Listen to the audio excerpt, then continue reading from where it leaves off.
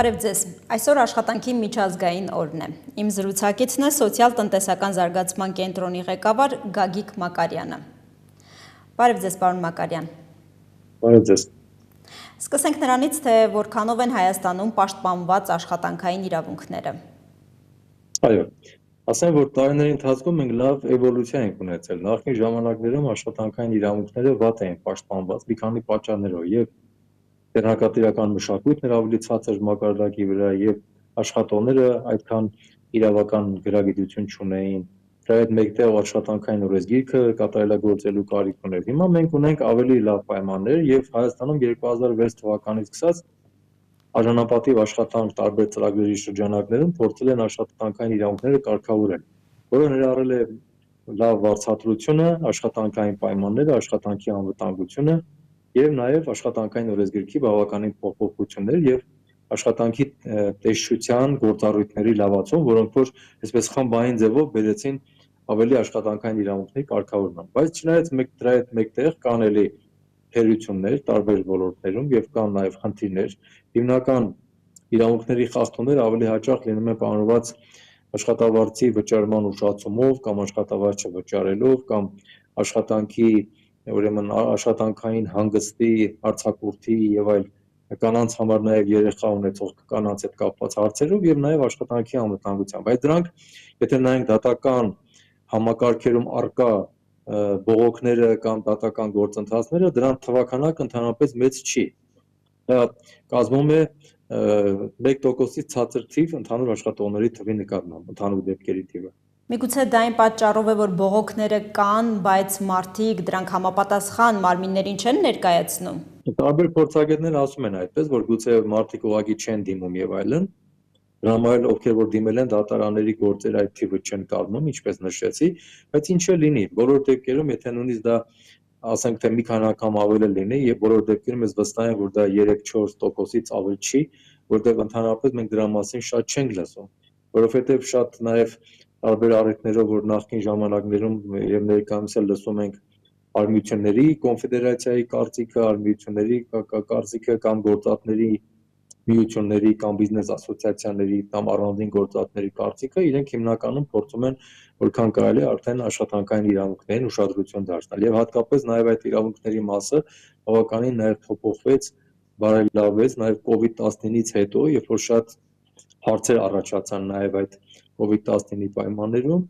եւ դրանք հնարավորություններ ստեղծեցին նաեւ աշխատանքային օրենսգիրքը լավացնել, հեռավար աշխատանք, աշխատավարձի չափն է աճել Հայաստանում բավականին եւ այլն, բայց այդ բնագավառում խնդիրները մի քիչ այլ են։ Ես կարող եմ այլ խնդիրների անդրադառնալ, ոչ միայն իրավունքի։ Օրինակ, ես կարծում եմ, որ Հայաստանում բոլոր դեպքերում աշխատանք ունի մարտահրավերները, այդ մարտահրավերները հիմնականում աշխատավարձի բաշխման արդարության մեջ պետք է որոնել, կանանց երիտասարդների ուրեմն հավասար աշխատանքի, հավասար հնարավորությունների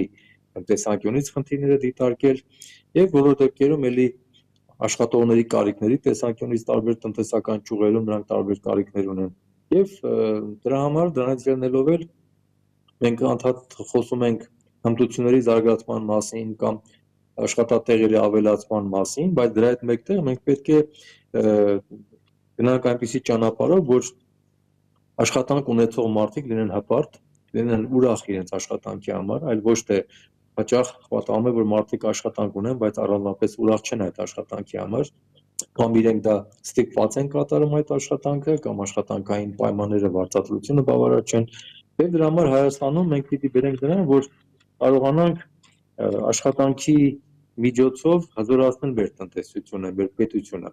Ազգային աշխատանքի զարգացման ռազմավարությունը կամ նման նպատակները կարծում եմ կարևոր կլինի Հայաստանում զարգացնել, որը դեռ այդպես չի դրված սեղանի վրա այսպիսի մոտեցումով։ Վարչապետ Նիկոլ Փաշինյանի ուղերձին կուզեի անդրադառնանք, որտեղ ոչ մի խոսք չկա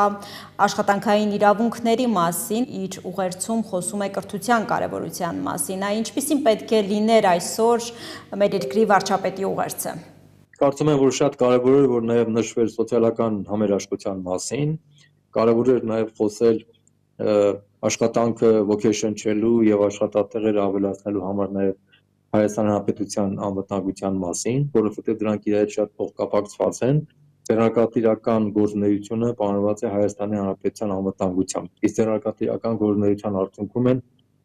առաջանում նոր աշխատատեղեր կամ ավելանում աշխատատեղերը, ներդրումներ կատարվում եւ այլն։ Ես կարծում եմ, որ դրա մասին կարելի է խոսել եւ նաեւ քիչ կարեւոր չի, դուք որ աշխատանքային իրավունքի մասին նշում էիք,